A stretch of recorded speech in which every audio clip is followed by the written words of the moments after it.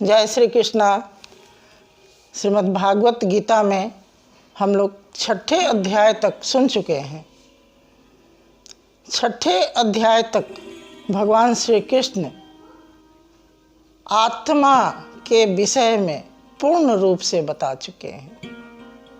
आत्मा के उद्धार के विषय में, जो आत्मा का उद्धार करता है वह योगी कैसे बनता है, वह कौन सा कर्म करता है, कौन सा यज्ञ करता है, कौन सा योग करता है, वह ज्ञान यज्ञ कैसे करता है, वह निष्काम कर्म योगी होता है, जो योगी होता है। भगवान श्री कृष्ण 6ठे अध्याय में योगी को श्रेष्ठ बतलाए हैं। अंतिम श्लोक में भगवान श्री कृष्ण कहते हैं, मद भक्तेन अंतरात्मना। जो योगी श्रद्धा से अंतर मन से लगा हुआ है योगी बनने के लिए, वह श्रेष्ठ है, उसे मैं श्रेष्ठ मानता हूँ। इसलिए योगी भव अर्जुन, योगी बन जा अर्जुन। योगी सन्यासियों से श्रेष्ठ है, तपस्वियों से श्रेष्ठ है।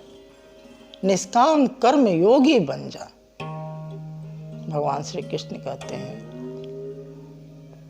इसी पर 7वें अध्याय में भगवान श्री कृष्ण पूर्ण रूप से अब बताने लगे हैं।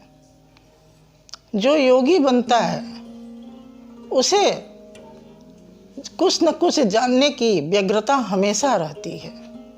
उसके भीतर खटकते रहता है कि कहीं कुछ गलत तो नहीं हो रहा है, उसमें संशय होता है। वह और कुछ जानना चाहता है, और कुछ जानना चाहता है, पूर्ण रूप से जानना चाहता है, क्योंकि वह तत्परता के साथ, श्रद्धा के साथ योगी बनने में लगा हुआ है। वह गृहस्थ हो, विरक्त हो, चाहे जैसा भी हो, योगी बनने के लिए तत्पर है।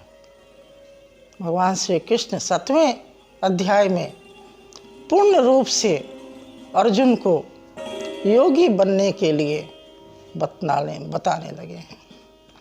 पहले श्लोक में ही कहते हैं, मया असक्त मना पार्थ योगम युंजन मदाश्रय असंशयम समग्रम माम यथा ज्ञास्यसि तत्शृणु। भगवान श्री कृष्ण कहते हैं, मुझ में आसक्त मन वाला हो, हे पार्थ, मुझ में आसक्त मन वाला हो, मेरे परायण हो जा।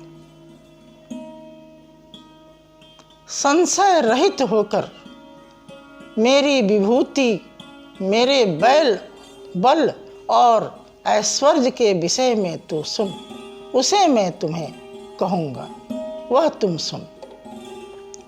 अगले श्लोक में कहते हैं, ज्ञानम ते अहम सविज्ञानम इदम वक्ष्यामि अशेषतः यत् ज्ञत्वा न यह भूयः अन्यत् ज्ञातव्यम अवशिष्यते। कहते हैं, मैं उस ज्ञान को तुमको सुनाऊंगा जो विज्ञान सहित है, उस विज्ञान को कहूँगा। उसे जानकर इस लोक में कुछ भी जानना शेष नहीं रहेगा। उस ज्ञान और विज्ञान को तुमसे कहूँगा। परम तत्व परमात्मा के साक्षात्कार जानकारी का नाम ज्ञान है, और विज्ञान वह परमात्मा सबके हृदय में बैठा है और सबके हृदय में कार्य कर रहा है, और योगियों के हृदय में तो वह रथी बन गया है। प्रकृति के द्वंद्व से धीरे धीरे निकालकर योगियों को स्वरूप तक ले जाता है। इसलिए योगी भव अर्जुन, स्वरूप तक की दूरी तय करा देता है। वह परमात्मा समभाव में सबके हृदय में बैठा है। कैसे कार्य करता है वह, यह विज्ञान है। इस विज्ञान को संपूर्णता से मैं कहूँगा। लेकिन कहते हैं, उस तत्व को जानने के लिए मनुष्य दुर्लभ है, अति दुर्लभ है। सभी नहीं जानना चाहते हैं उस परम तत्व परमात्मा को। यहाँ कहते हैं, मनुष्याणां सहस्रेषु कश्चित यतति सिद्धे यतताम अपि सिद्धानाम कश्चित माम वेति तत्वतः। कहते हैं हजारों मनुष्यों में कोई एक मनुष्य मुझे तत्व से जानना चाहता है, और उसमें भी कोई बिरला तत्व से जानता है। सभी नहीं जानते हैं, क्योंकि तत्परता से तो लगते ही नहीं हैं, शिथिल भाव के होते हैं। सभी चाहते हैं कि हम भी उस ज्ञान को प्राप्त कर लें, लेकिन शिथिल भाव के होते हैं। उनके पास टाइम नहीं है, बस एक ही रट रहता है। लेकिन जो तत्परता के साथ लगा है, भगवान उसके भीतर रथी हो जाते हैं और उसे स्वरूप तक की यात्रा करा देते हैं, स्वरूप को प्राप्त करा देते हैं। वह बिरला होता है। यह तत्व क्या है? क्या कोई पिंड है अथवा सर्वत्र व्याप्त है? इस विषय में आगे सुनिए। कहते हैं 2 श्लोक। भूमि आप अनल वायु खम मनः बुद्धि एव च अहंकार इति इयम में भिन्ना प्रकृति अष्टधा अपरा इयम इति तु अन्याम प्रकृति विद्धि में पराम जीवभूतानां महाभाव यया इदम धार्यते जगत। यहाँ कहते हैं भगवान श्री कृष्ण, भूमि जल अग्नि वायु आकाश मन बुद्धि और अहंकार, यह मेरी अष्टधा मूल प्रकृति है, 8 मूल प्रकृति है, जो अपरा है, जड़ है। यह जड़ प्रकृति है। और इसके अलावे जो जीव रूपा, जो जगत जीव रूपा प्रकृति है, वह चेतन प्रकृति है, वह परा प्रकृति है। यह दोनों को, यह प्रकृति से लगने के चलते, यह प्रकृति से ही दोनों उत्पन्न हुए हैं। 8 मूल प्रकृति और ये जो जीव रूपा प्रकृति, ये दोनों प्रकृति से उत्पन्न हुए हैं, परंतु इसको धारण किए हैं। मैं वासुदेव ही इसको धारण किया हूँ, इसे मैं ही धारण किया हूँ। इसका मूल कारण मैं हूँ, मैं वासुदेव हूँ। यया इदम धार्यते जगत, मैं इस जगत को धारण किए हुए हैं। यहाँ कहते हैं भगवान श्री कृष्ण कि मैंने धारण किया है इसको।